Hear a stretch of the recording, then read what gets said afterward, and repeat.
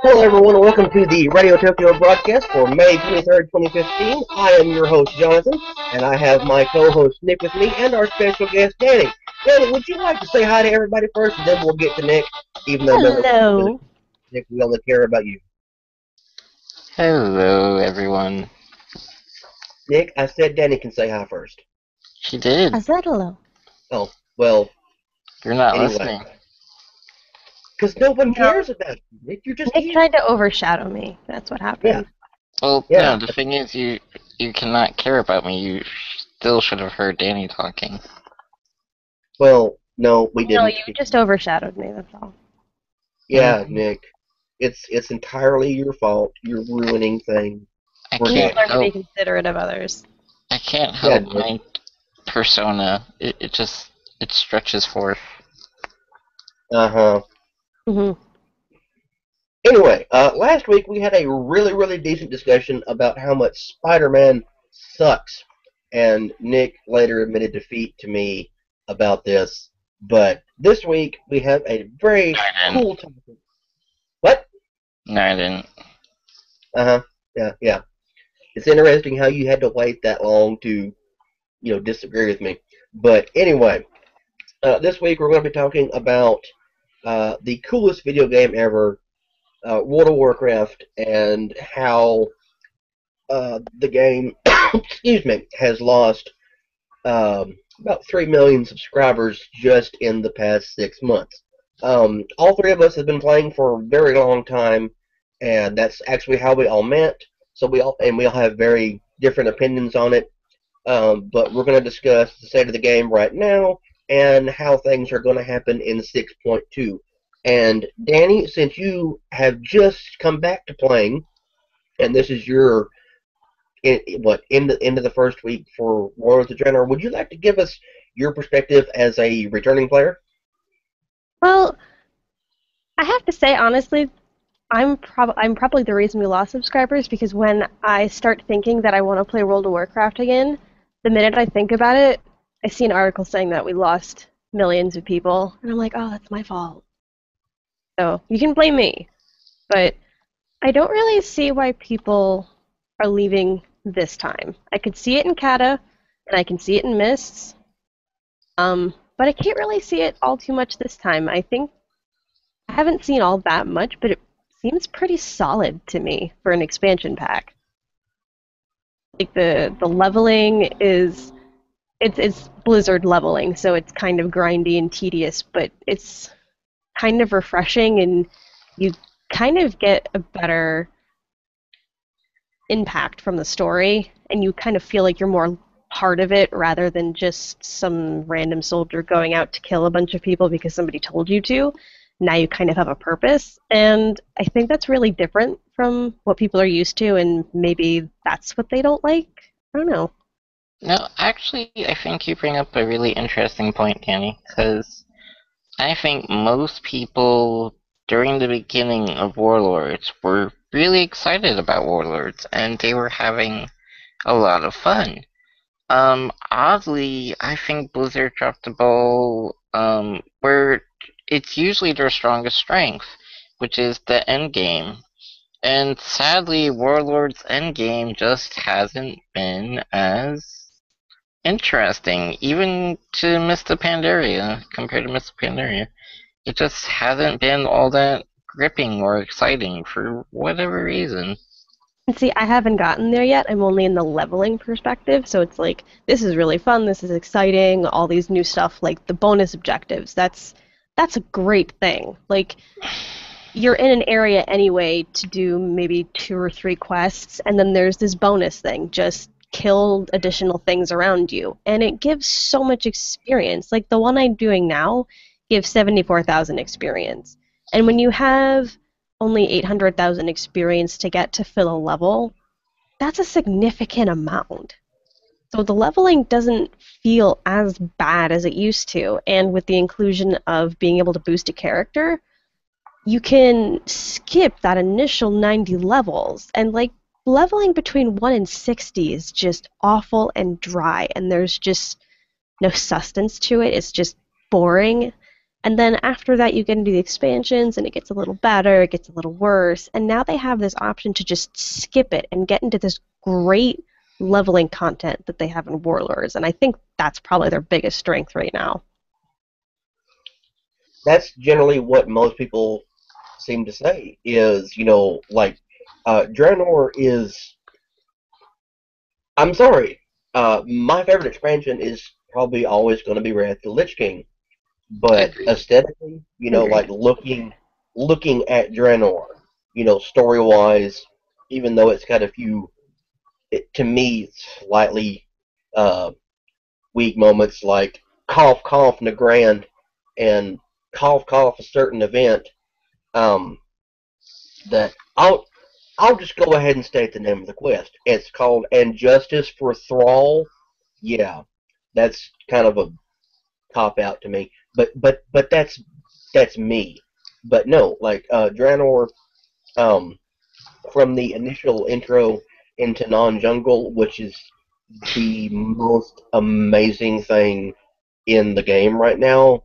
I honestly wish I had, a maximum of 55 characters all at 90, and I could just go through it repeatedly, and then just delete the characters and do it all over again. Like if there was some way I could pay for character boost and it would not, send me into massive debt, I would redo that because it's beautifully done. It really really is. It is. Um, but Draenor is the most immersive content in World of Warcraft, I think, ever, and that's including Wrath of the Lich King, which um, is it's still amazing to do. Like even if you go back and you're finishing Lore Master or whatever, you start out in say Borean Tundra or Hallingford, wherever you want to start off at, and you feel the presence of the Lich King in every zone. Like there's Scourge in every zone. He's always there. And when you get to Ice Crown, it's like holy shit, there he is. He shows up like every 5 minutes. But in Draenor, um, like past the intro, particularly when Grommash yells at you, "This is our world. We will find you." Yeah, the Iron Horde shows up everywhere, and because you can't fly over everything, riding around and looking at the world, which is gorgeous, just makes it much more fun. But the problem I have, and I can't believe I'm going to say this because I've been a supporter of player housing for years, is garrisons. Everything seems to focus around garrisons, and now no one seems to want to leave their garrison. And a lot of the complaints I have seen have revolved around that one issue. I mean, you log in 15, 20 minutes a day, and that's all you have to do is do work orders in your garrison, and by then, who gives a shit? And I think this goes to a very big problem that WoW has. Oops, sorry about that. Has an unknowingly leading into, which is that WoW has been replacing or sacrificing the world for convenience. I'll put it like that. Um, like we all remember when we used to have to fly out to a dungeon. It was time consuming, it Well, was tedious, but it made you travel through the world. It made you go through things. It made you see things. You had to know the world around you. Um, But as we started going into the looking for group system, the looking for raid system, there's no need to leave the cities anymore. Especially with the way resources are produced in garrisons. There's just literally no need. Once you hit the end game, once you're done questing, there is no reason to leave. And I think that's a pretty big problem because they make these big, beautiful worlds, and you only ever experience them when you're leveling, and you're in such a rush to get through it to reach the end game that sometimes you miss some of the stuff. But I think what you also have to consider about this expansion pack is that below the surface, below like all the beauty it has and all the really nicely done zones, all the really well done character models, the voice acting, it's recycled content. Just like Kata was. Kata was remaking all of these zones and re-immersing people back into it. And although this place is completely different, it is still the Outlands before it was the Outlands. And I think that's kind of something else that we have to consider. Like, this is recycled content. This is stuff that we've kind of done before. But in a sense, it's new because we're exploring a timeline that should never have happened. This is like completely outside. Well, not only is is it happening. Outlands, it's Warcraft 2, I believe. Yeah, I think so. Yeah, yeah, Yeah, in a lot of ways, because Warcraft 2, for those who have never played it or aren't aware of it, uh, through the Dark Portal. I mean, initially you had the invasion of Azeroth by the Horde, which is uh, excuse me, the launch event for the expansion was the Iron Horde coming through the Dark Portal and taking over the blasted lands, destroying Netherguard Keep. And by the way, for those of you who don't know about this, spoilers, even though this is nearly 7 months ago, Iron Horde came in, took out Netherguard Keep, took over Orkalon Outpost, whatever it's called, and advanced units went all the way to Blackrock Mountain and are now going to destroy Stormwind. That's basically the plot of Warcraft 1 right there. And then, like Nick just said, that's, going to the Dark Portal. Oh, look, here's Khadgar. Here's these people. Expeditionary Force. Oh, no, they're cut off. Yeah, it is repeating what is time-wise in the chronology of the Warcraft universe the past about 30 years or so. Because I think Warlord starts off about 32 years before the present day. So yeah, The cinematic said it was 35 years ago. yeah, but that's basically what I'm getting at. I mean, you're repeating, the past 3 decades of the game. So, I mean, like, it's an interesting storyline. It's an interesting idea, but it was fun to play through. The problem is the end game content. It's hard for us to. I think Wrath of the Lich King's greatest strength was that it had a villain that we all feared, even as a player, even just playing the game. You were scared of the absolutely. Lich King. Yeah, but You I think were. we kind of have that here. I. Because, I mean, like, no. not in the same sense, but we kind of have that in a sense that if we don't fight back and try and get rid of this timeline, our future as we know it, like our world as we know it, will change and it will cease. I'm And I not think sure. that's the biggest threat. I'm not sure that I do though, because, and I think part of this is Wrath of the Lich King's pre-expansion event, which I still think is the best event in any game ever. When everyone was turning into zombies, and um, it was the most fun I've ever had in any game, and it made you feel the presence of the Lich King coming. It made you feel like something was happening. Now, compared that to Warlords of Draenor's event, well, it was interesting. It was a little fun. I mean, it was all happening in the Blasted Lands, though. You really didn't feel the pressure on Stormwind. You didn't feel the pressure on the city. You didn't feel endangered. You just felt like, oh, a portal opened up. Let's go fight. Well, I think that also stems from us being longtime players. We don't really feel as much of a threat as maybe a newer player would, just because we've gone through this whole the world's about to end thing so many times. But I think what we also have to consider is that this is still kind of a new expansion. It only came out in November. It's May. So the end game isn't really going to be as hashed out or as good as it could be. I think we're judging it a little bit too early. I think we still have to give it time. But I'm other expansion packs were kind of more up to snuff earlier, but I still think we have to give it time. My concern is, okay, I feel the same way. You know, I mean, we're what 6, 7 months into Worlds of Draenor, and it's still new. You know, but judging by what's on the PTR, and this is probably about to ruin the whole thing for you. I'm sorry if it does.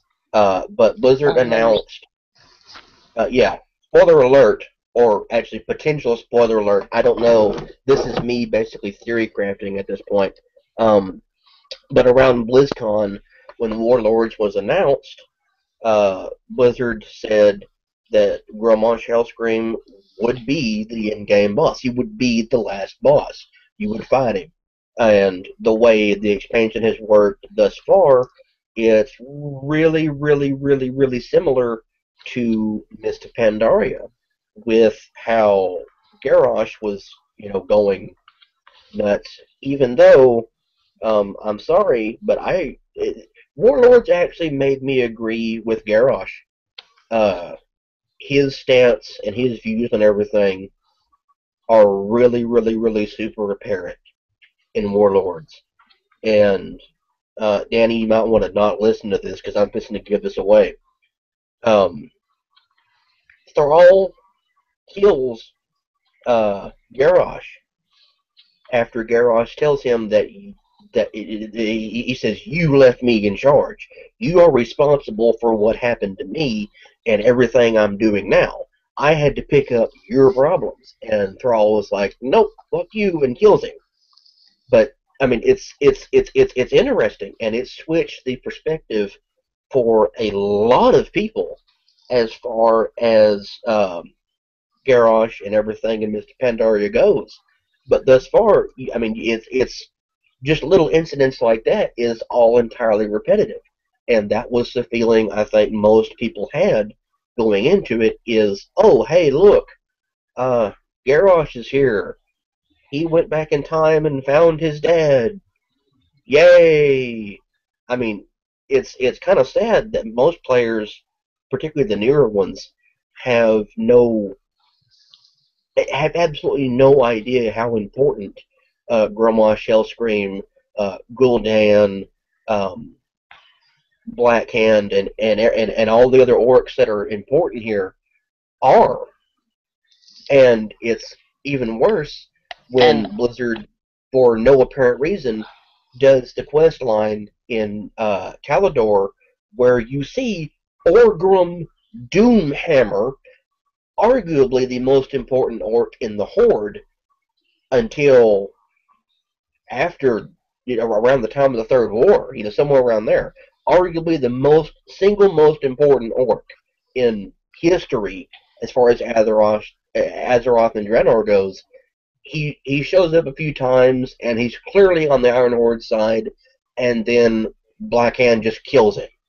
I mean, it's rather dismissive of that. Like, you don't have any storyline bringing you in, and there's a problem with what's coming in 6.2 that if you watch the cinematic for the Legendary Ring quest, you see Kilrog Deadeye becomes the first orc to drink demon blood. And instead of historically, like in our time, where it was Gromosh, it's now Kilrog. And there's only one point in time where Kilrog has ever been shown, and that was the Tanan Jungle intro sequence, where he pops up and it's like, I'm going to kill you, and then, what's his name? I can't think of his name, sorry.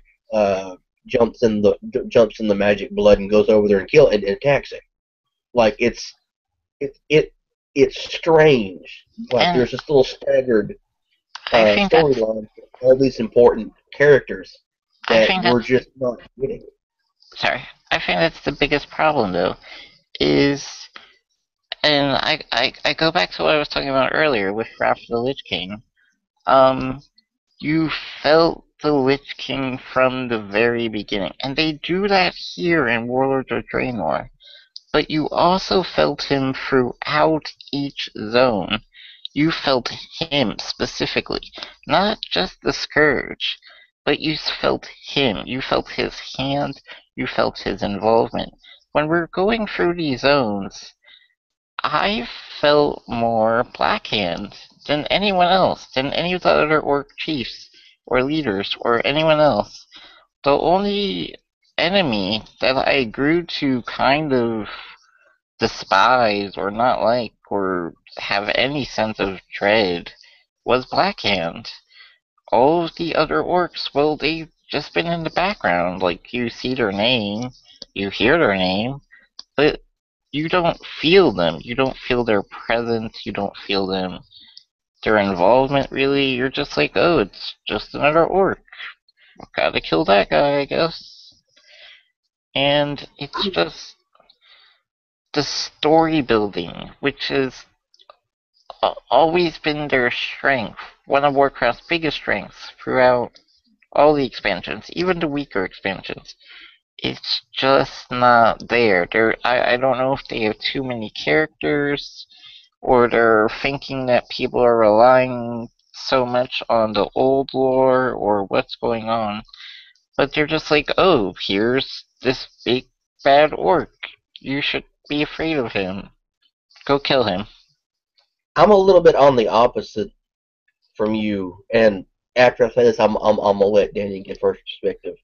Um, but to me, I mean, sure, Black Hand's a threat, and and if you do the Gorgon quest line, and for absolutely damn sure the Talador quest line, which is amazing, it's one of my favorite quest chains. I'll get it out in a minute.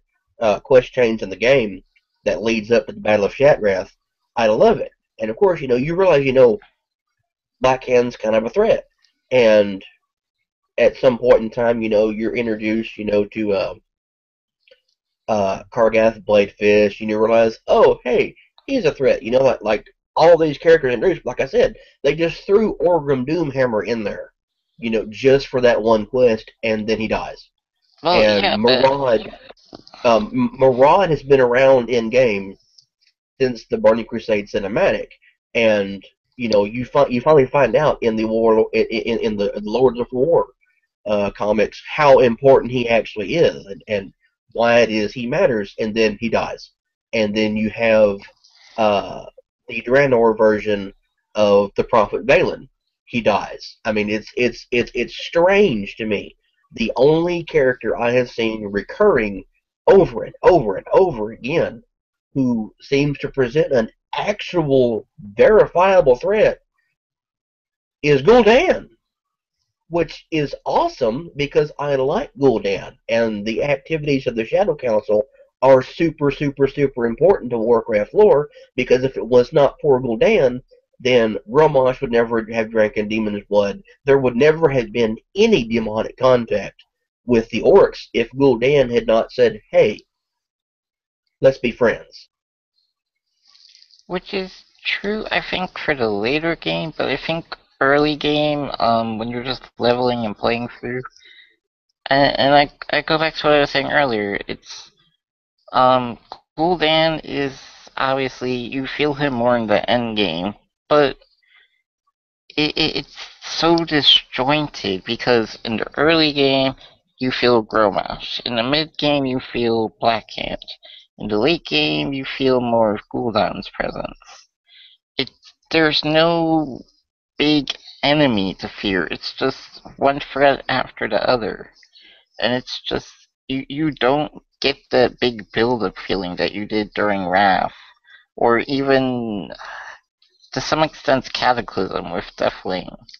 Even though I thought they did a terrible job with that as well. But I'm sorry, Danny, please go. I'm gonna make 3 points here, and then I'm gonna explain them.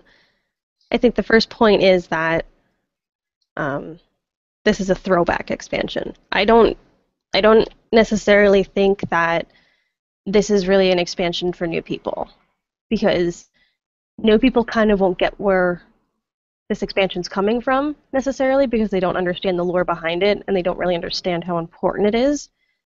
From listening to you talk, I think overall your main argument and why you dislike certain aspects is the fact that they kind of gloss over these really important characters.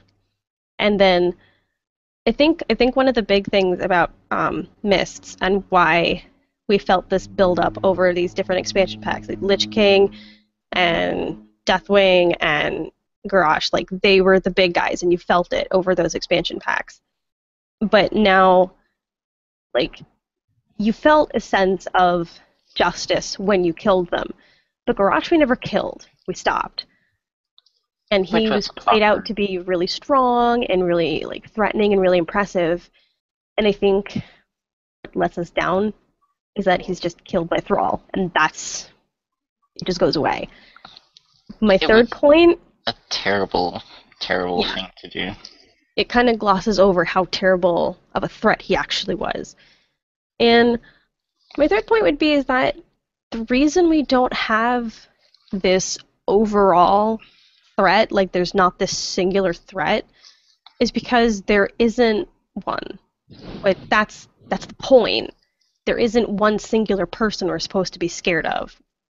When you look at the openings, like when you look at the loading screens, and I think this is like important, like for Wrath, you always had like this aspect of the Lich King. There was always him. For Kata, it was Deathwing.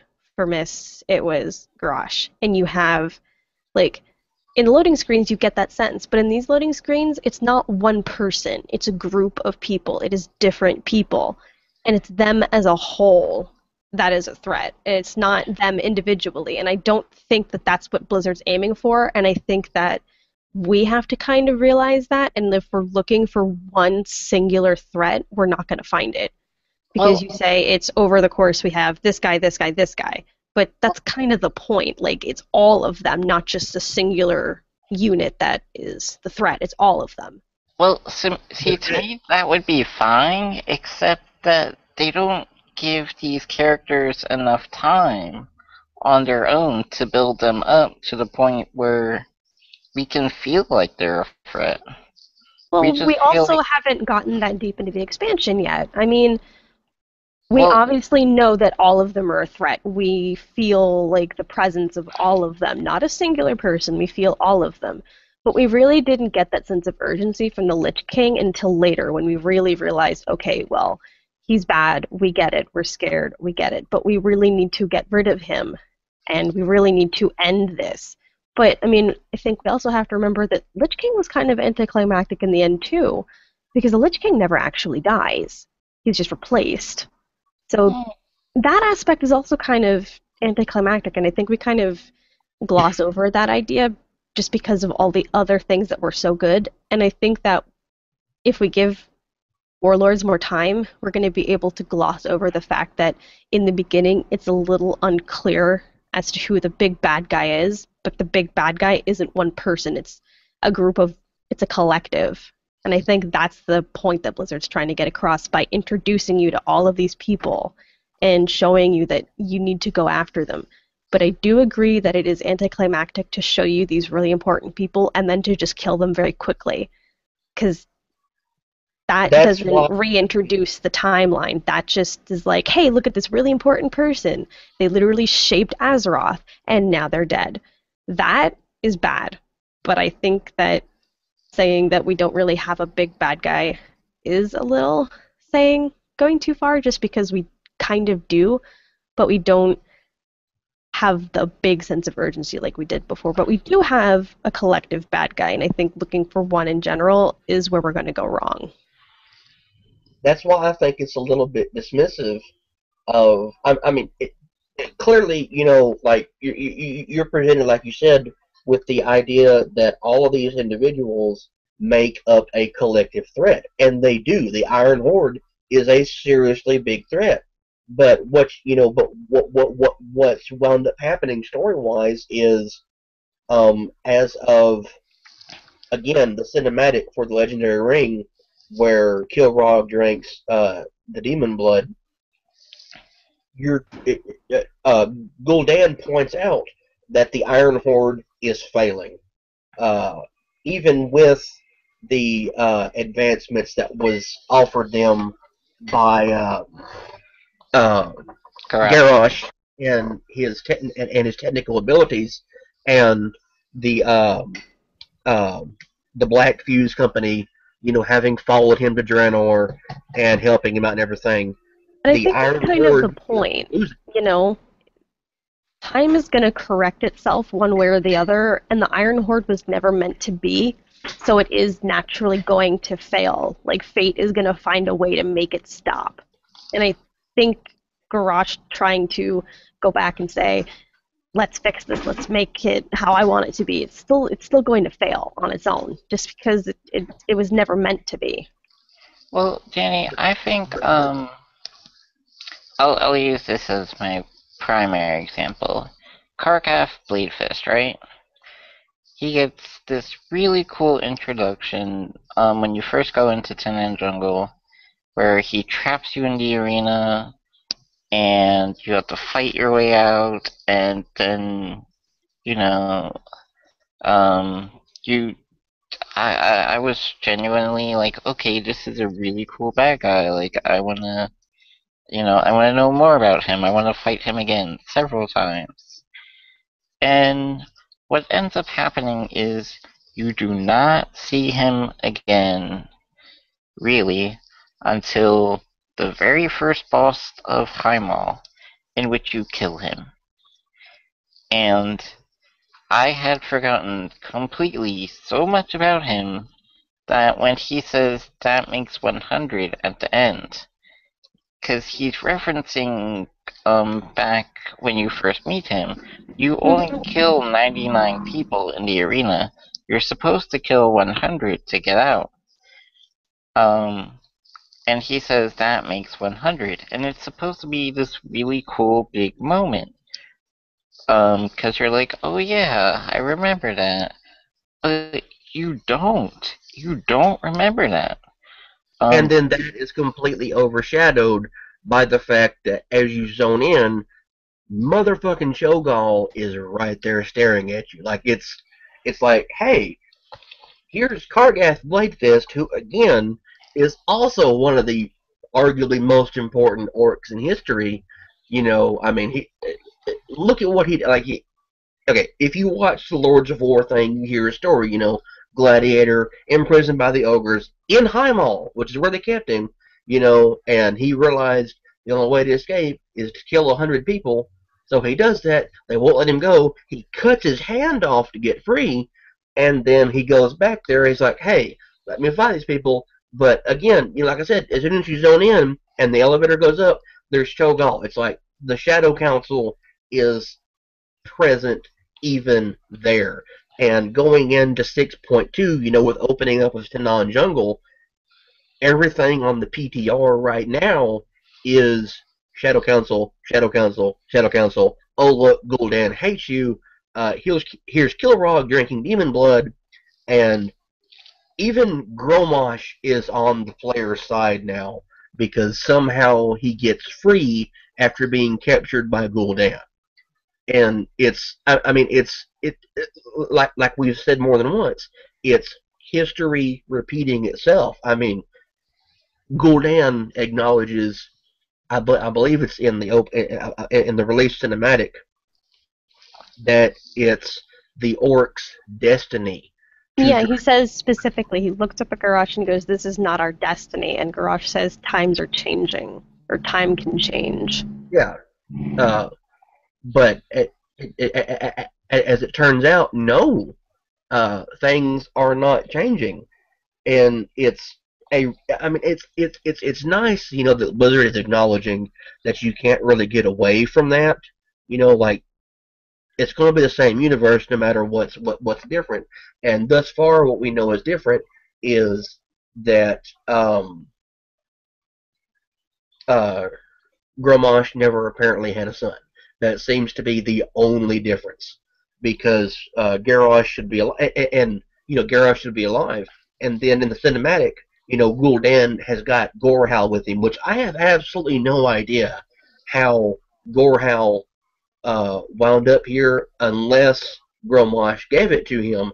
Yeah, I mean, Grommash gave it to Garrosh. I don't know. But anyway, Well, I he think he winds up just picked with it Gorhal. up when Garrosh died because I believe Gorhal's just stuck in the ground. I think we can all agree that there are a couple of plot points. But I'm going to say something that I've said before. The expansion's still new. They haven't had time to fill in all the gaps yet. And I think we're kind of taking for granted the fact that WoW is kind of a little bit better than this. But you do have to remember the game is 10 years old. And the game developers change, the lore writers change, everything changes. I just don't think we're really giving it enough time. There are all of these huge plot holes, and they're probably a big part of the reason why people are leaving. Plot holes and not having anything to do other than log into the garrison for like 10 minutes and leave. But I think we still need to give it time, just because WoW does have a tendency to drag things on, but they do fill in all the gaps eventually. it, Well, it, it, Blizzard is really really good with storytelling. I mean, like that's the thing that I think everyone can agree on. But if it's the storyline making people leave, then 3 million people in 6 months must mean that something is incredibly wrong, well, because the player base is now down below where it was at the end of the initial, of vanilla WoW. I mean, it's down below where it was when Burning Crusade started, And I and think they know that, though, and I think they're trying to fix it. And I think that's why they're pushing for all of these changes in 6.2. They're trying to show people that they do have it under control and that they're really listening to the players, that they're trying to make it okay. well, we'll see. I think Like, listen, go ahead, Nick. okay. Here's why I emphasize the part about the villain so much. As much as I love Warcraft's story, I really think that the strength of Warcraft has always been the end game. The raids. The raids are the heart and soul of World of Warcraft. No matter if you're a casual player, no matter if you're a role player, you just like doing dungeons, it doesn't matter. The raids are the heart and the soul because in order and I go back to in the early classic Burning Crusade and Wrath of the Lich King, in order to earn the right, you couldn't even get into the raids unless you had earned the right through grinding out dungeons and earning your gear and crafting your gear and working together through a group. And because of Blizzard's move towards convenience, and making things accessible, we've, in a large part, lost that part of the game. And without the build up, the struggle, the effort that it takes just to get in to going to a raid, just to earn the right to be there, you've, in a large part, lost the heart and soul of the game. Because there are plenty of MMOs and RPGs that have relatively fun leveling experiences. You can do that on pretty much any MMO. The part that always made WoW special, that always separated it from the other MMOs, was the raids, the endgame, the big bad villain. Yeah, I don't And really agree with that all too much because I'm the returning player here. I stopped playing World of Warcraft for 10 months. I said, I quit, I'm done, I'm not playing this anymore. It's boring, it's repetitive, and I had all the same arguments as you did. It's too convenient, it's too this, it's too that. But I came back. And you know why people keep coming back? I think if it's just the simplest answer is just because it is WoW. I have played several other MMOs, but they don't compare. And I think it's just because it is World of Warcraft. We know what we're doing here. Like I've played ESO, I've played Rift, I've played what else did I play? I played a bunch of those free to play stupid ones. I played a lot of them. But every time I play them, I'm always remembering WoW. And I'm always remembering my experience in this game. And over the years, WoW has gained and lost subscribers steadily, but they've always had a fan base, and they will always bring it back. I think despite the conveniences, the plot holes, and all of our other arguments, I think that if we just give it a little more time and we remember that this is the game that we do love and we give it a little more credit than we're giving it now, I think we will see it bounce back because WoW always has these periods of ups and downs. It always happens. I remember the last time I started playing again, WoW was down, like, I think they'd lost like 8 million people or something like that. And I was like, oh my god, like, we have no subscribers anymore. And then it bounced back again. And then it went back down. And it goes back up. And it goes back down. I don't think we can really use those numbers saying, oh, well, look at all the people who left. Because they come back. I mean, look at me. I came back. Everyone's going to eventually come back. And it's because we love this game, and I think the attachment to the memories of the game and how much we really do care and how much of our time we put into this game is why we're going to keep coming back. But see, historically, most of the people who leave, will quit playing, because I don't know, they had a kid, or they're going to college, or they just can't afford it. Whatever reason makes them leave, it's almost always, always at the end of an expansion. Like Mm-hmm. well, mid to late game, and this is 3 million people in 6 months. That's different, and it's a to me, it's an uncomfortable difference. yeah, because I believe I think it was 800,000 people that left, not 8 million. Yeah, But it was 8 something. I think that was at the end of Pandaria, if I remember right, and people were just bored because nothing was going on. We were waiting for warlords, and just people were waiting basically to come back for the new expansion, which That is was a fine. 14-month period. It was a 14-month period for Siege of Orgrimmar, and it was boring as shit. I'm Yeah, sorry, I it Yeah, mean, really. that's I think one of their problems is they leave the last boss too long. And I think that's something that they tried to make up for in Wrath because if you remember, we had the Lich King and we had the Lich King for months and it was like, okay, I have done this raid so many times, I could do it backwards with my eyes closed. But then they did something kind of new and I don't think they've done it again since then. They put in the Ruby Sanctum.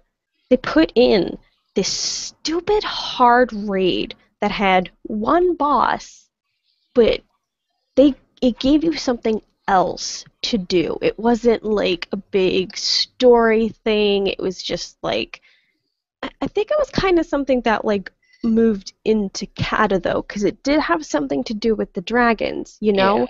it It was was just part kind of of it was a little that. foreshadowing, it was a little teasing. But I think that's something they need to do at the end of expansion packs to kind of tide people over. It's like, here's something to work for. You have all of this good gear. Okay, here is something else you can do. Here's some really rare stuff that you can get. I think that would keep people from leaving. And I get what you're saying about people leaving at the beginning of an expansion pack. That is unsettling. But I think it does have to do with the over-convenience of things. There's nothing to do, and it's the beginning of an expansion pack, and that doesn't sit well for the rest of it.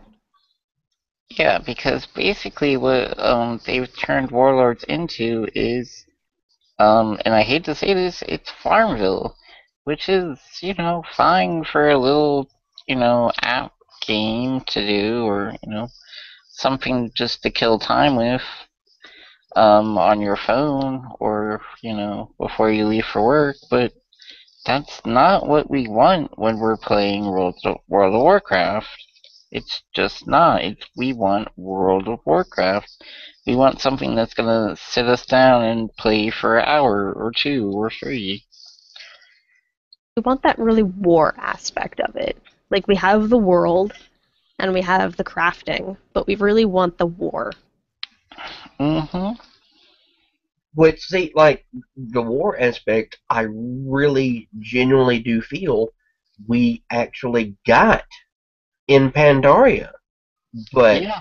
too many people said, well, all this is, you know, I don't remember the name of the movie at the top, Kung Fu Panda. This is Yeah, but Kung Fu. it wasn't. We were I at don't war like with that. something that we'd awakened. And We were. yeah, And at the I same time, we really, were at war. At the same time, we were at war with. I mean, it was Alliance versus Horde, and it was like the Crasserang uh, Carousel daily. Wilds. Yeah, that was really well done. I mean, you felt the continual presence of the of that overlying hostility. I mean, from the moment you start the intro in Jade Forest, oh look, boom, boom, boom, cannons going off. We're crashing. If you're Let's alive, also remember the Karasong Wild dailies didn't start until well into the expansion pack. I believe it was the second patch, big patch.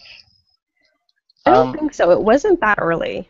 no, it was. It was I believe it was the second. Wasn't it?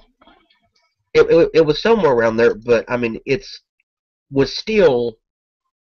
I mean, like from Jade Forest until the very end of the expansion, you did feel it was a lot of times, like the Isle of Thunder, it was very subtly hinted at that there was still a war. I mean, like the Isle of Thunder was probably the most, um, I dare say, violent clash, because it was a direct result of what happened to Theramore and Jaina going absolutely nuts over it. Justified. It was. It really was. But that's excluding the Crasher Ring thing, because that was open conflict for resource and everything, like a war should be. But you felt that presence of the war up until the very end of the expansion, where Garrosh defeated, and and then Terran Zoo's like, no, our people are the ones who suffered the most from all of this. You know, we'll let you have a trial here. We'll let you have a trial. I mean, when's in in reality, when's the last time there was a war where someone committed horrible crimes where there was a trial over it? World War II. I mean, you have to look back 60 years in our history to find something that important. And to me, being able to relate that to a real world thing really puts into perspective how much of a threat not only Garrosh presented, but the Shah as well. And like you said, Danny, that was all our fault. That was something that we did by bringing our war to Pandaria. Even though, surprised, you find out it was actually Emperor Shalhal who did it, because why not? If the mists had never cleared, we never would have gone there. If we'd never gone there, Garrosh wouldn't have lost his mind. he would have still been unruly, uncontrollable, and unreasonable, and we wouldn't like him, but he wouldn't have turned into the tyrant that he was, and Orgrimmar wouldn't have had to be sacked. Well, And I think Miss is very unfairly criticized, and I agree with both of you. I think it was just people, for some reason, couldn't take pandas seriously, even though we have Worgen and Tauren, and for some reason, just pandas I think just that was set them everyone's off. problem, though, is because we have all of these really serious races, all of these really intimidating and strong characters, and then they gave us pandas, and that was like, it kind of But felt like they were insulting us almost. Because it was I like, think oh, you're big and impressive, now here's a panda. I think that's a very unfair, but It is com- unfair, but that's how people saw it, you know, and that's how I saw it initially. But then I started playing and I started enjoying it, and I saw past what the pandas were.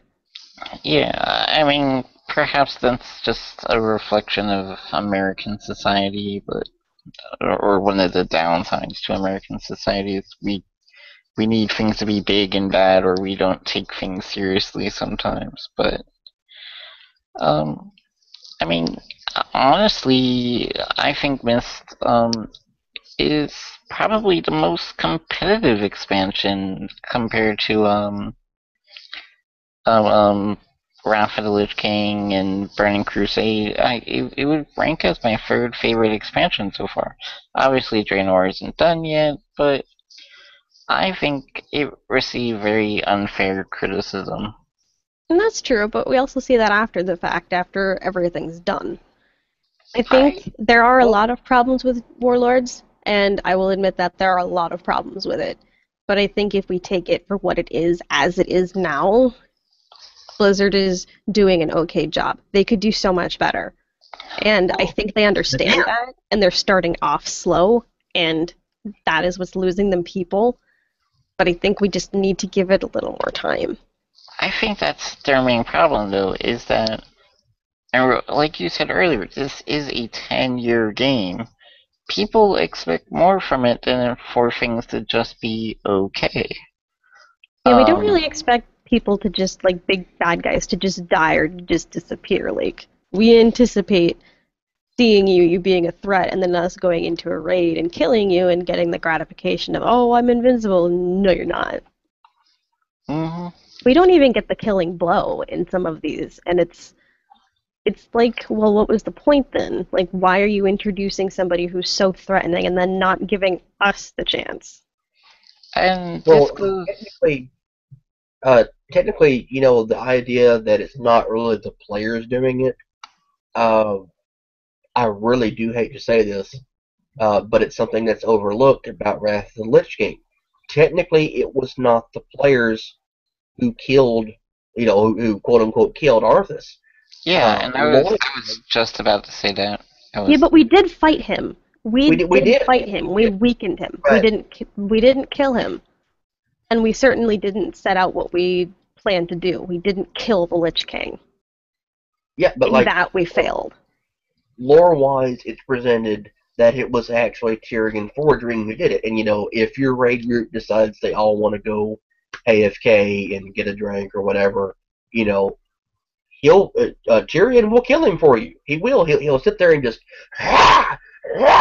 and just hit him over and over again until Arthas falls down dead. It takes like 2 hours to do it, and I Hmm. really don't know why anyone in their right mind would purposely do it. But I mean, he'll I kill think him. people just got bored and were like, hey, I wonder how long this will take. But it's fascinating to me, you know, that was carried on in Mist, in Cataclysm. We didn't have that. Deathwing would show up randomly in zones and would burn you alive, and No, but he and even in Cataclysm, Deathwing wasn't killed by us. He was killed by Thrall and the other aspects. but we were there, Yeah, we and were there, and I think that's the point. Like, all of these big important orcs, they're being killed, and we're not part of it. We're watching it, but we didn't have a hand in their defeat. And they're being killed before they can achieve anything of note, like making them as important as they are to the lore. But I think it's really strange. I mean, I get that they're trying to make us part of canon almost, I would say, by not having us deliver the finishing blow. But as a player, it's really disheartening and disappointing. I mean, I've fought so many battles. I mean, just from my player perspective, it's I've gone and changed. I like and going back to Wrath of the Lich King. I assaulted Ice Crown. I built bases where no one said we could build bases. I took on the Lich King's armies. I broke through his defenses. I went to fight the Lich King, and then I don't deliver the final blow. It's just weird. It's disheartening. It's But you're disjointing. still part of the fight, It's though, and I almost think that's like the biggest problem is like they're killing off of these important characters, and we don't even get to like fight them in a dungeon or a raid. Like they're just part of a quest line, and they're just dead, and they're not as important as they should be. And I think that's where it falls. Is like these really important characters need to be highlighted, and they're just kind of not. Or it's when we do kill them, they don't feel that big. Like when we kill Kargav in who's the first boss in Heimal, and it's Yeah, just there's no satisfaction to it. It's just like, and it's done. it's almost insulting to not me personally, but I feel like if let's say my main character, was an actual person, I think it would be insulting to them because the way it's set up in Warlords is, you start off being called commander, even though later on you become, you're a general, but yet you take orders from all these other assholes in your garrison who tell you what to do, even though your respective leader has said, "Hey, you're in charge here. It's your army that will defeat." I mean, it's been built up over and over and over and over the years, um, especially as Horde. I've noticed it more as Horde than I have Alliance. Like, for example, finishing out all of Borean Tundra, the last few quests that send you to Dragonblight, and then the initial quest there where you're bringing the Tonka into the Horde, you're told, "Hey, you're the hero. You did this. You did all these things in the past that is important. It was you that did it." And you get to the end, and like I, I'm kind of okay, not being the person who killed the Lich King. I mean, like that's seems kind of something that should be. I mean, when I say Lich King, I mean Arthas. I mean, it's because my main's been a paladin forever now. It's on a personal level for me, but I kind of understand from a lore perspective why I can't be the one to do it. But like bringing down Garrosh, I'm there, I'm helping do this, and it's a little bit of a disappointment. And it's a little bit of a disappointment with killing Deathwing because hey, we're there, and then all of a sudden you get to Draenor, and it's like, hey, I'm here. I am cut off from my home for, I think, time wise, it wound up being about 3 months or so between the initial crossing to the portal and then blowing it up and then getting your garrison established. And by the time you get the quest, it sends you to Ashran. Look, it's been about 3 months or so. It's it's almost insulting on that level, to be treated like, "Oh well, you're just here. Sorry."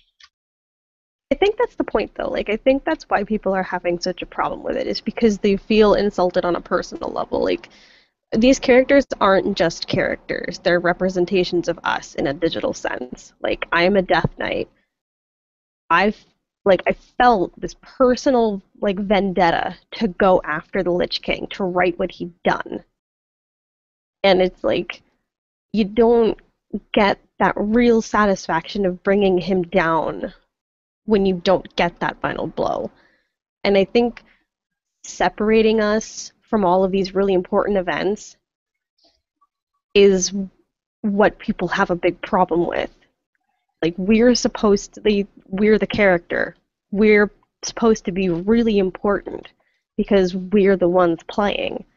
But they take these big moments out of our hands and it feels like we're almost not the important one. We're almost not the one playing anymore. Also, it's been an hour, guys.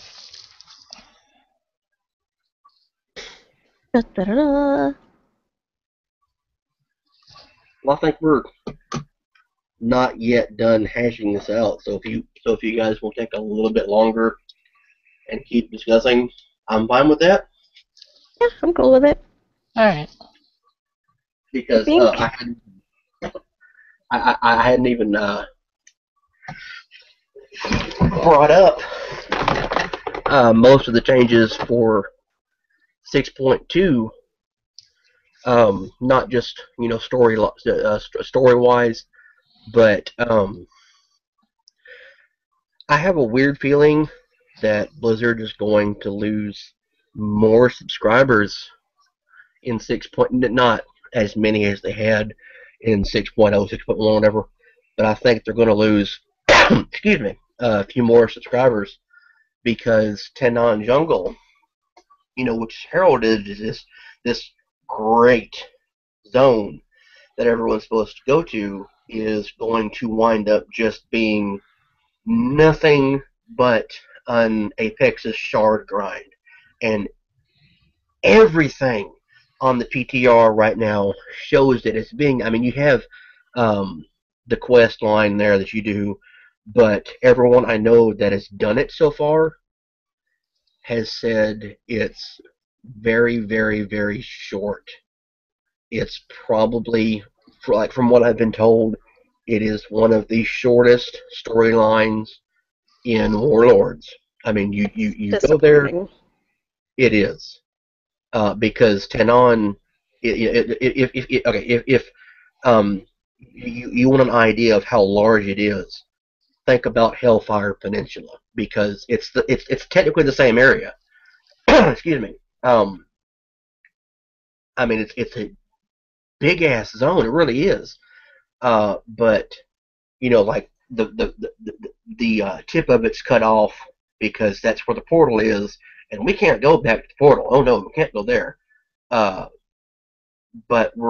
there's going to be like a daily area or whatever around where the throne of Kil'jaeden is, because surprise, the Burning Legion shows up.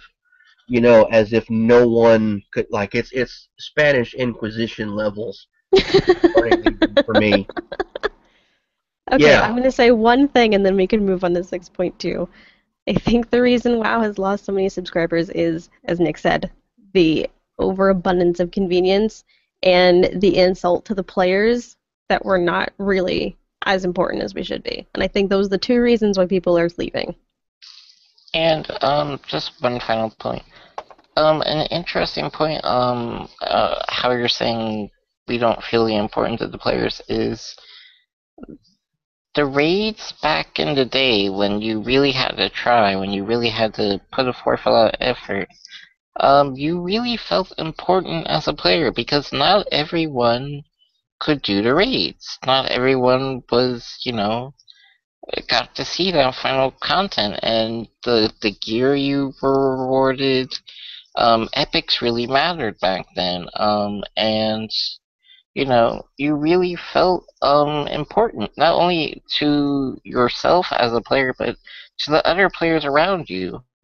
When you walked through a city in epic gear, people knew you were important. They knew that you were a big deal, and it's just the more that WoW was trying to make everyone feel that sense of importance, the more that we've more or less lost that sense of importance. And I think that's a really big thing for players is that sense of importance. Like their time matters. Like all of the time and effort they're putting into these things matters. And I think that's a big reason why people are leaving. It for like everyone I know who's quit, and everyone I know who is theory crafted over why people are quitting. That seems to be it, and that goes back, excuse me again, to garrisons. I mean, I, I'm sorry. I love my garrison. I love it. It's beautiful. And, I can move the buildings around and I can have my followers walk around. I can even put up, flags and statues and stuff.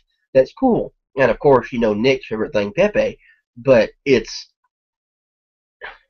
at the end of the day, it's a little sad for me what winds up going on with that. And that is the fact that I log in, I do my collection thing, and then I have nothing else to do, I think except they should have made garrisons feel more like a player house and had less of the conveniences, and then it wouldn't feel like that's the only place that we should have to go. Like, I think they should take some of the conveniences out of it. Like, maybe instead of having all of these vendors and all of these different things, like, put portals in them instead so we can go to the cities instead. That would well, make it feel less detached. when you get your garrison to level 3, you get to go to Ashram. Yay! I mean, like the only other thing is if There's you're a just mate, no reason to go to Ashran other than the auction house. what you can build in your garrison. Mm-hmm. Yep. But I mean, like Ashram is another disappointment for me. It's seriously disappointment. Not because it's not set up done. I mean, set up well. It's very nicely done in that respect, but it's boring. No one seems to go there anymore, and up until last week when Blizzard banned what was it 100,000 people for botting, you could go there and you had a chance to win. But now every time I go, there seems to be no groups for anything set up. No one's doing anything. It's just a handful of people, there to do whatever. And that's the only battleground that has been offered. This is the first expansion with no new arena set up for arena battles. And in 6.2, there's going to be like a little call to arms to do that. And there's going to be a call to arms for battlegrounds, including Ashran, and no one goes. I mean, even the daily Apexis mission go there seems to be entirely undoable. I mean, it gives you about 1,000 crystals. Excuse me again, but up until now, there's been no use for those crystals. But there will be in 6.2 because all of the gear that you can currently buy with them will be able to be purchased with gold. I mean, like the lowest level ones will be 5K, and then it goes to 10K, and then 20 or whatever. Then that kind And of defeats the purpose of collecting the crystals in the first place. If you get crystals to get the gear or get specific items or mounts and things, then why would you make it so that you can just turn around and buy with gold? That completely defeats the purpose. it does, but like the heartbreaking point of this to me is this is less than a month or so after the WoW token was introduced, and because there seems to be this big shift to making things purchasable by in-game gold, it's a little weird to me that you can now buy gold in-game. I mean, it cost you $20 to do it, which it's a little bit on the money grubbing side to me, and like that's one of the reasons I am really hesitant to ever get a game time token for myself or anyone. I mean, I might if I ever have a reason to. But what winds up happening is Blizzard ultimately is getting $5 more a month from everybody who buys one of those just to get 15, 20,000 gold in game, and that's just in the United States. Overseas, it's actually more expensive in Europe and Asia to purchase one, and you get something like I think it's 135,000 gold right now, but it's I more think expensive. they also kind of tried to put it in to try and combat the gold sellers. Although I did check a gold selling website for reference, and their prices are significantly lower than WoW's. Although So, I wonder if they're trying to undercut WoW or if it's always been that cheap. it hasn't always been that cheap, and I don't know from experience. I won't admit that on the air.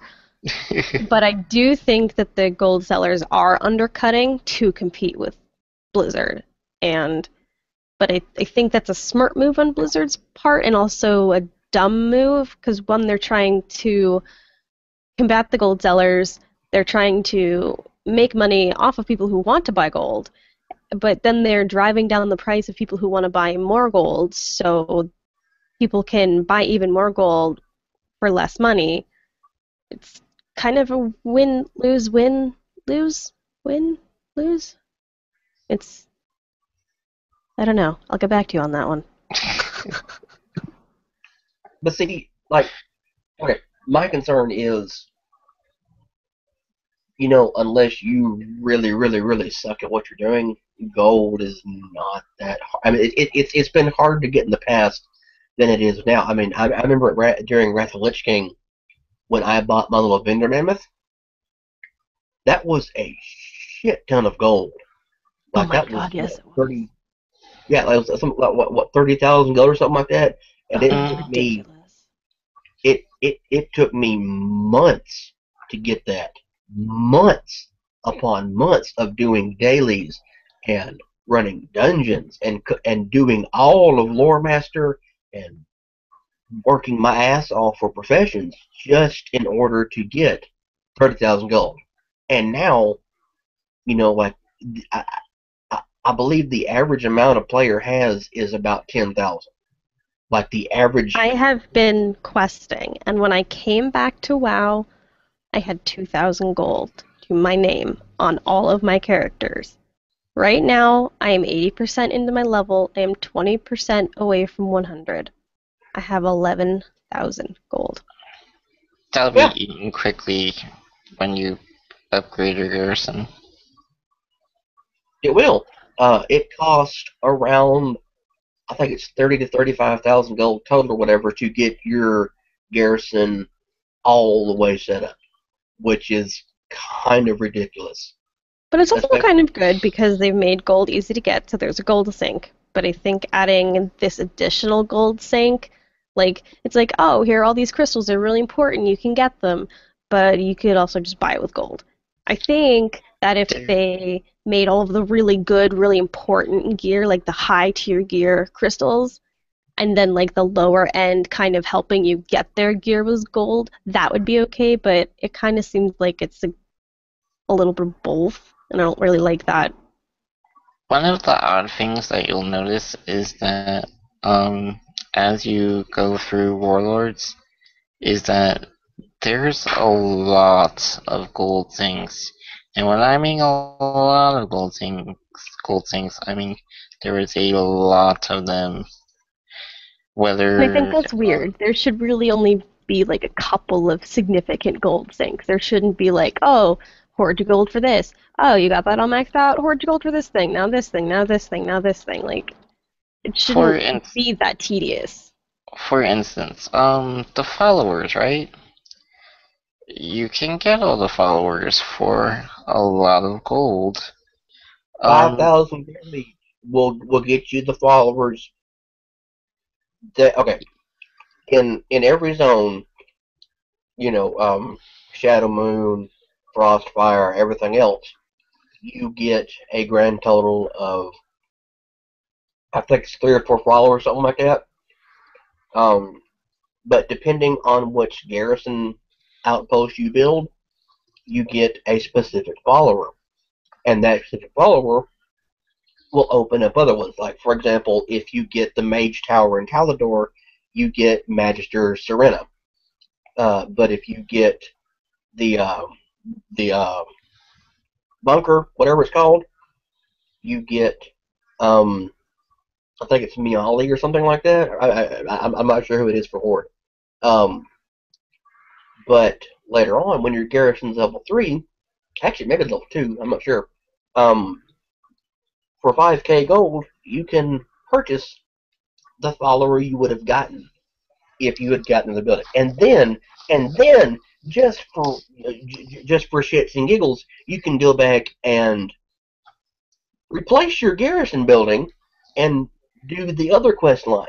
And that was a huge problem for the Zone Gorgrond initially, because depending, like, Gorgrond is almost entirely garrison outpost building choice dependent.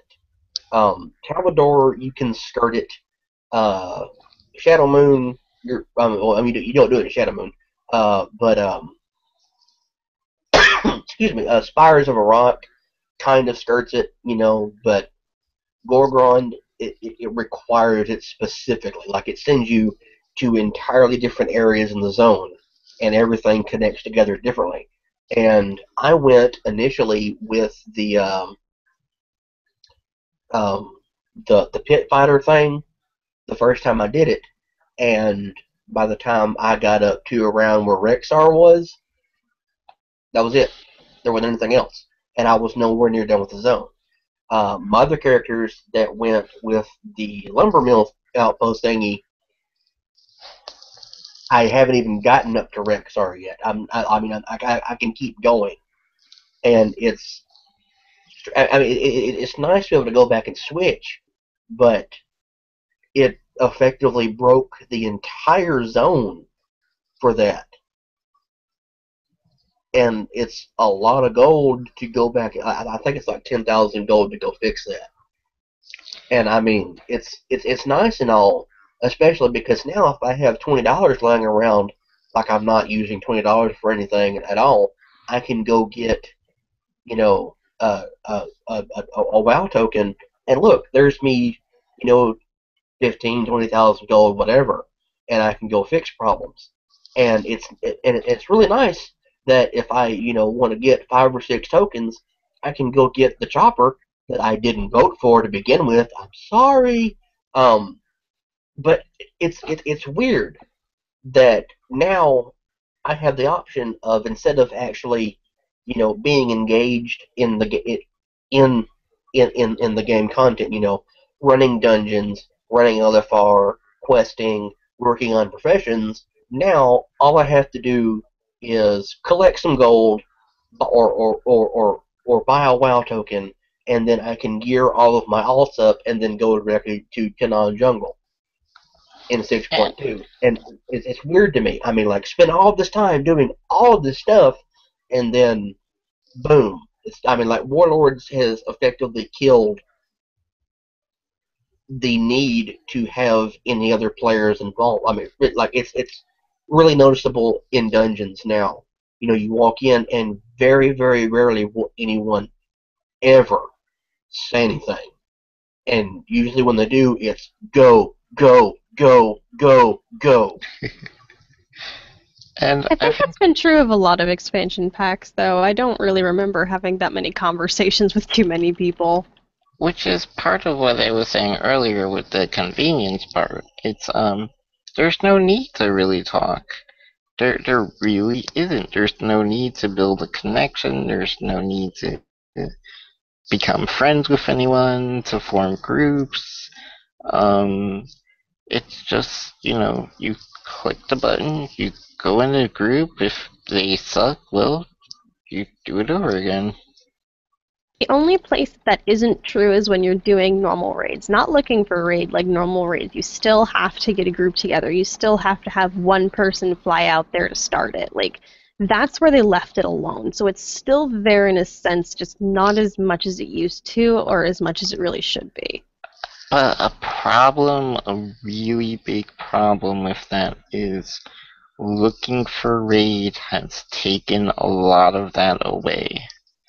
You can go through and looking for raid and basically do the raid, and I mean there's a few differences, a few different rewards differences, but it's really not enough except for very hardcore people to make you care. I'll put it like that. That's true, but I mean, there's still people who want to do actual raids rather than, looking for raid. They want to do the normal content or the heroic content or the mystic content, whatever they're calling it now. So, I mean, Well, it's not entirely gone, but for the more casual player or for the people in smaller guilds, it is gone. And that's kind of disappointing because that takes away a lot of what WoW is supposed to be. well, I'll use me and Jonathan's guild as the perfect example to this. We went into Warlords wanting to do, I would say, at least the normal raids, if not the heroic raids. We went in, we formed a group, and I think we downed maybe Kargath, we were practicing on the Butcher, and it all fell to pieces.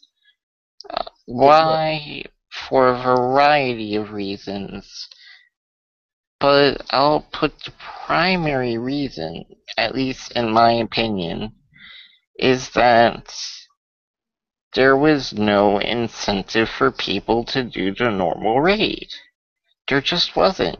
You could There's do not. LFR, you could go through the entire raid, you could finish it, you saw pretty much all the content, and there was just no reason for people to dedicate the time and effort that they needed to do the normal raid because of LFR. And that's And that, true. And it takes away a lot from that. But, I mean, there's still people who want to do it, but I guess it just really makes people really lazy and not want to. So it makes it harder to get people or groups that really want to get through the content and see it on a different difficulty. and that's going to be one of the problems, going on in 6.2 is you can look it up right now. Like the what's written in the dungeon journal. Loot will actually progress in item level, and to casual players, because we had 14 months of concerning item levels in Siege of Orgrimmar, and then whatever time we had before that, in the rest of Draenor, and then the Cataclysm. I mean, the item level concern goes all the way back to Wrath of the Lich King. With what's your gear score, but Yeah. to like the everyday casual player, that's what's more important. I mean, the people who are in-game rating, like are really, really, really focused on it, are going to be min-maxing everything, but you can only min-max so much because, oh, look, the stat swish and the re-itemization of things, like there's a certain piece of gear you could get. Okay, like, for example, I heard that someone talking about they're a warlock, and they were not doing a competitive amount of damage compared to everyone else. They really, really sucked. But they had a lower item level piece of gear that had, I think it was crit or something on it, and that's one of the big stats for, I believe, destruction right now. And they switched to that, and boom, their DPS just went to the roof. And what you're going to have in 6.2 is people are going to be switching to that lower item level gear, which is entirely inferior for the content you're at, because A, that's what you have to work with, and B, that's what you have to work with. And thus far in the PTR, for the Hellfire Citadel, raid and everything. Like I think it's 660 or something like that is the lowest level, or 655, somewhere around there. But by the time you get to Arkham, it's six. So it's upwards of 700. I forget what it is exactly, but it's set up a little awkwardly. Um, the only weapon that seems to drop is going to be like it's a two-handed weapon or something like that, and it will drop on mythic uh, Archimon. So that means you have to run the whole raid just to get your one weapon, and you have to be the class that can use it. There are no bows, there are no guns, there are no shields, one-handed swords, daggers, wands, anything apparently in this whole raid other than a two-handed sword that drops off of the last boss on one difficulty level. And that's going to piss people off when they realize it's not even here yet, and I'm just aware of it from what I'm hearing is on the PTR, and that kind of angers me. That Now, is really irritating, I'm not gonna lie. it is. It's genuinely annoying, and people are going to bust their ass to get the gold or whatever to buy the gear that they can get with Apex's crystals right now. And look, there we go. Look, we're in here. Oh, nothing's here. Now, like the one bonus to this is the armor sets are beautiful, but that's all I can think of is the armor sets are beautiful, and they are, and a lot of them look like stuff that came out of Burning Crusade, only modernized. And like the LFR set is truly different looking from everything else. But yeah, when are we supposed to be getting a weapon upgrade? I mean, and when are the stats going to be fixed? And one of the newfangled ideas from Blizzard for 6.2 is to take I don't even remember what I was going to say now. Um, time walking dungeons, and that's going to be filler content. And we're going to do this. And we're going to.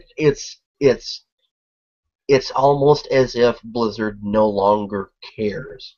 And there's I think 136 people working on World of Warcraft I right think we now. have said that exact same thing at some point in every expansion. I still think we just need to give it time. This is the first time I have ever really said out loud that I think Blizzard has stopped caring. And what's frightening to me is I know they have to an extent. Actually, um, you two talk about this, and I'm gonna go find the thing, the actual state. I want to say it was. This is probably wrong. I want to say it was Ian Hazakostas who said it, but give me like 2 minutes, and I'm gonna go find it. Well, I think Blizzard does care. I just think their perspectives have changed from caring about the players in the store to more like caring about the money they can make from it, and that's why like the in-game store and all these mounts and pets and the WoW tokens and all of these character services like boosts and stuff like that. It's kind of more about the money. I mean, they do have players in mind, but they kind of have players' wallets in mind. Well, I'll put this a very interesting way, in that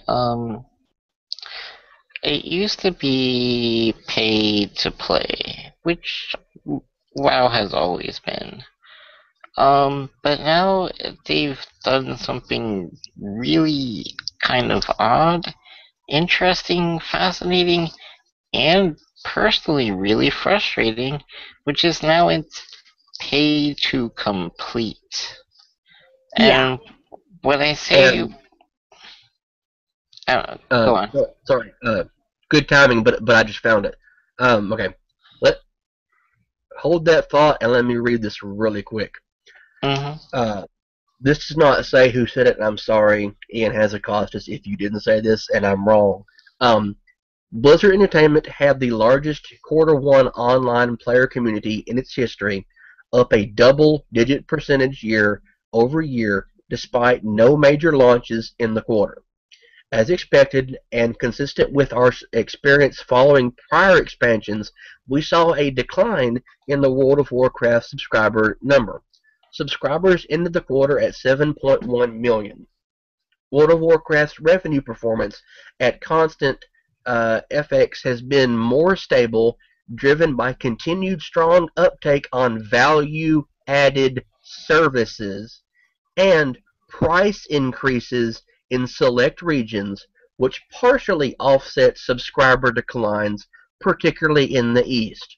World of Warcraft remains the number one subscription-based MMORPG in the world.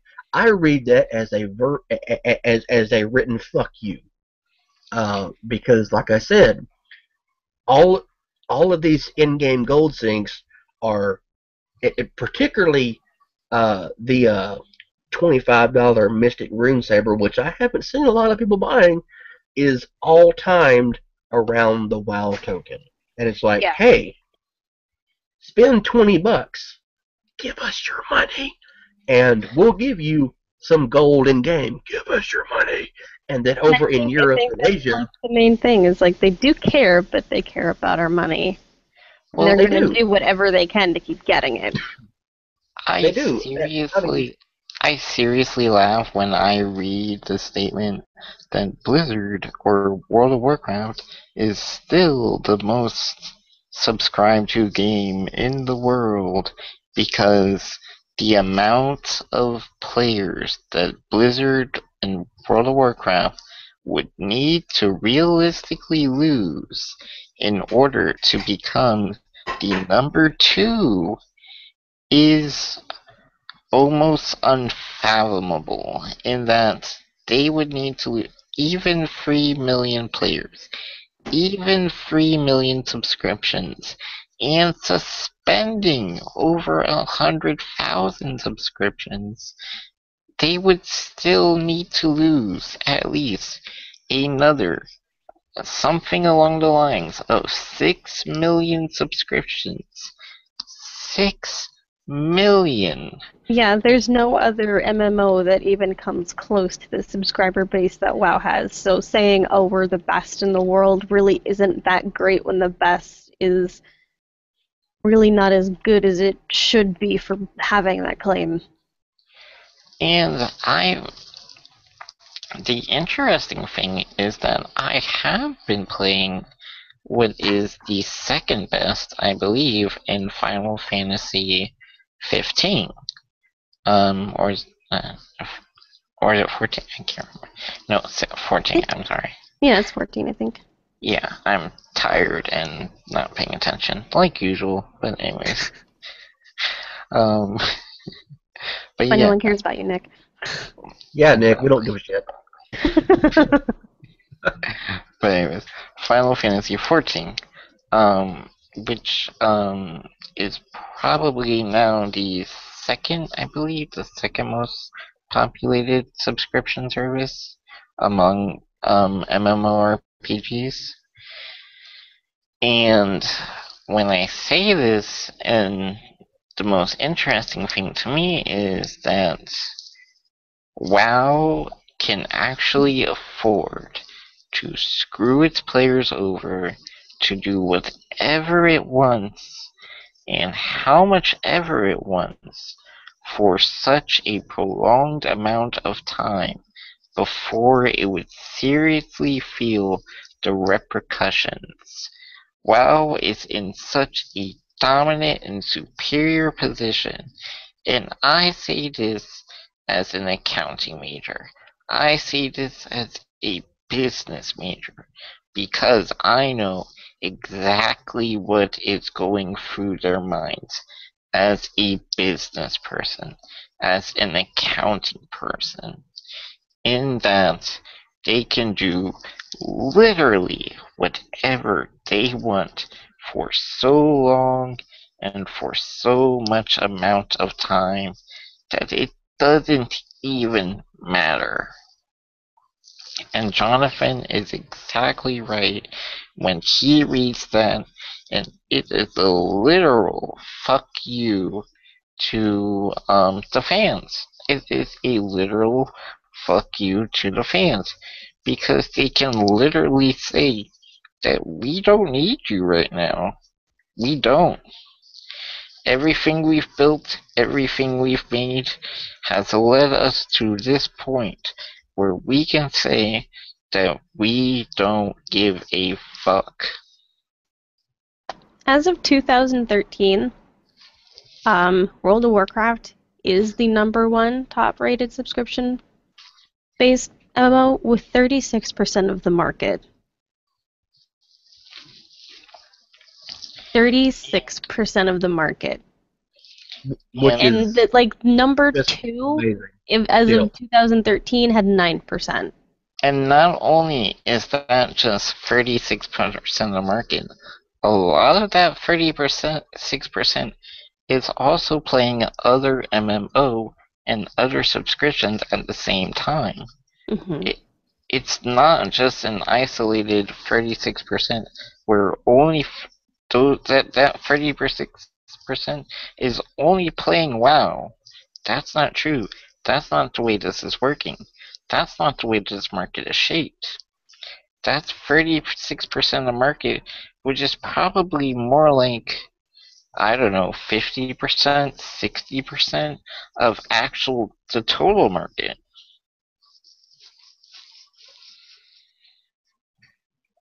I don't see Which anything makes else for anything more recent, but it's still... which makes WoW a virtual monopoly. It is the monopoly of MMOs. It really is, Yeah. because every other MMO has to base their template off of what WoW is, because WoW is the most successful MMO, so they have to base what they're creating off of the WoW model. So obviously it's going to be... And WoW has had 10 years to grab 36% of the market, or however how much they have now. Other MMOs are brand new, less than 5 years. There's no way they'll get that big a claim. So it is really just a monopoly. There's no way to get into the market, really. And I will say it like this. Well, one second. Just 1 second. The Okay. only way that WoW will ever lose its position, the only way that it will ever lose its position as the #1 MMO, as the monopoly of all MMOs throughout the entire world, is if it completely destroys itself from within. And I don't mean just, the casual fans are upset.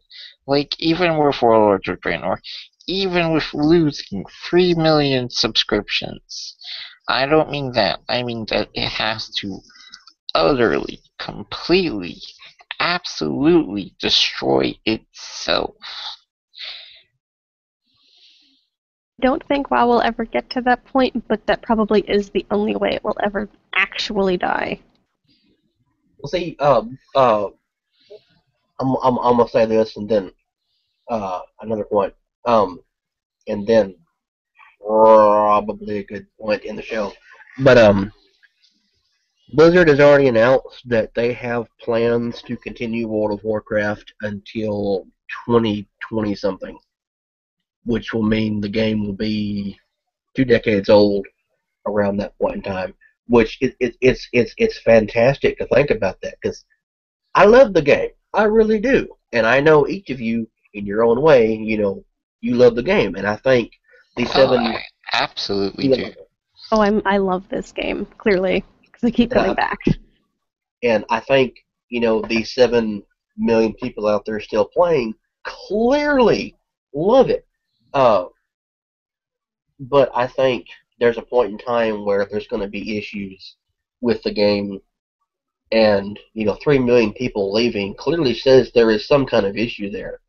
But I'm not saying, and I don't think either one of you is saying, that Blizzard's a bad company and that they're evil and they're money grubbing, assholes, whatever. I know other people have, but I think, like you said earlier, Danny, I think that Blizzard does care. They're just trying to manage I mean, the game is huge, and it blows my mind that people will say that there's nothing to do in the game, and that's including people who log on and just do their garrison stuff, which I admit that's boring. It really is. But like I mentioned way earlier in this whole thing, um, Draenor is exceptionally immersive. You can get lost in the game just sitting there running around looking at shit. Um, but there is Oh, all of there's and all of the original content. There's all of Burning Crusade. There's all of Wrath of Lich King. There's all of Cataclysm, and then there's all of Pandora. And there's all of that. Like there's it. It's almost unknowable how much content there actually is for a single person to do alone. And then you add in Battlegrounds, which is between 10 and 40 other people, and then you add in Ashran, which is all like it's all of that just thrown together in one zone, and then you add in the raids and the dungeons and everything. I mean, it's going to continue, and personally, I'm glad it will. But just 3 million people to me leaving is it is a huge letdown to me because in a lot of ways it just seems like those people are not really willing to give this expansion a chance, and I am, and And I'm that's what I've kind of been saying. Like, you really need to give it a chance. But I think those numbers will increase again when more stuff comes out. oh, it will. The moment the new patch hits, I'm pretty sure they'll recover at least 2 million of the 3 million, if not the full 3 million. Um, and I think, and although this is perhaps more of a not video game related point, not Blizzard related point, but there does come a time in every single company, in every single corporation, no matter how good they are, no matter how pure you are, no matter, it really doesn't matter. There will come a point where the company, and not only does it want to do this, but it absolutely has to do this. And it's part of capitalism, it's part of our American economy, our American business models, where it's going to come a point where no matter how much you love your product, no matter how much you love being creative, you love your fans, no matter how much any of that matters, where you're going to have to just sit down at some point and you're going to have to say, okay, you know what? It's time to make some money off of this. And I'm not saying that Blizzard hasn't made a ton of money off of WoW already. I'm not saying that at all. But there's gonna come a point where you're gonna have to be like, okay, I need to make a lot of money off of this. I need to realize the potential for money off of this. And whether we like it or not, whether we think it's a good thing or not, whether we think it's a fair thing or not, I'm going to say that Warlords of Draenor is that time. It's the time where Blizzard's gonna sit down and it's gonna look at its game and it's gonna look at what it's made and it's just gonna say straight out, I need to make some money off of this. I need to make a lot of money off of this. And I think that's kind of where it's led us now. Is that's probably why there's disappointment now, is because it's more about them making money. I think honestly, um, and this is going to be the strangest justification for this at all. But like I said, we're nearing the 2 hour point, so um, I think genuinely, honestly, truly, that if all of this money is somehow being thrown at, I don't know, a certain movie that's been discussed for a number of years and is now we're getting still shots of characters from. I think if that money's being spent on that, then I don't mind them doing it. I can agree I with really that. don't I mean, because or because just to really quickly.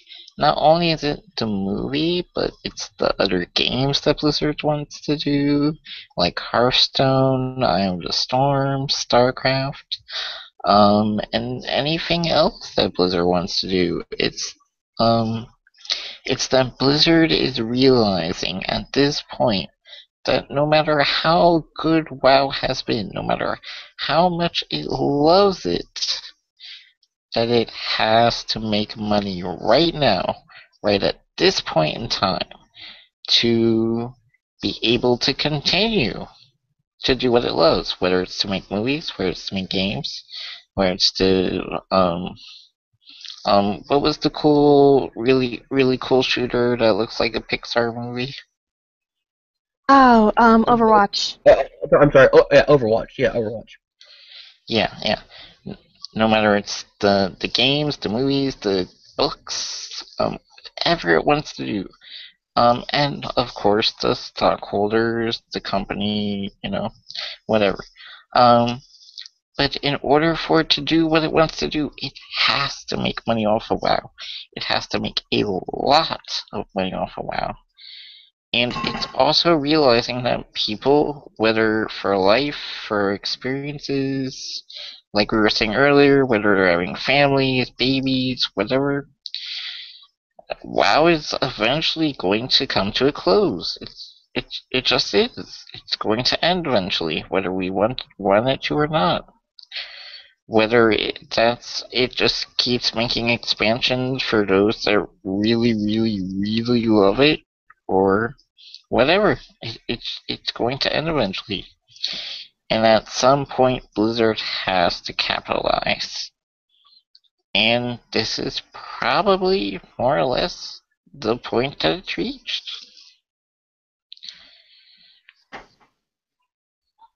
I'd be okay with that. I mean, I love Blizzard games. I do. I'm probably the only person who'd love Diablo 3. I haven't played StarCraft, but what I've seen of it, I really like. I mean, I've been playing Blizzard games all the way back to the Lost Vikings.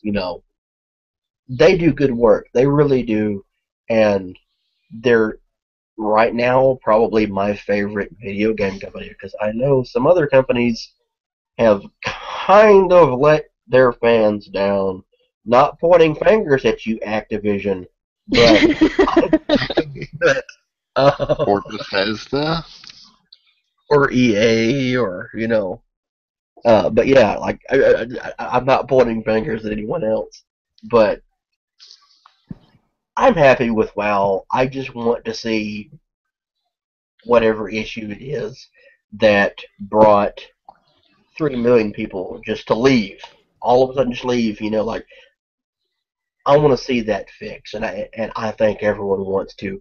But anyway, it's like I said, we're at the 2 hour point, and I'm sure anyone who's listened all the way through at this point in time is kind of wishing we would just draw it to a close so they can, get ready for next week's show. Which, by the way, Danny, if you want to come back for that, you're welcome to. Okay.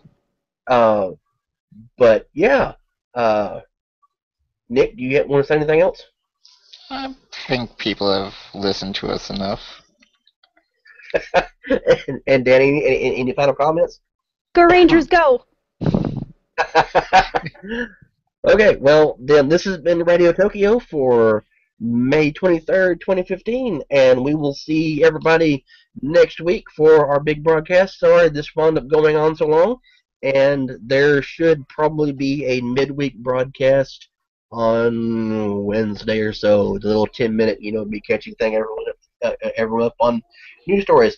Anyway, thank everybody for listening. Be sure to like, comment, share, and subscribe. Have a great weekend. Bye. Adios. Bye. Adios.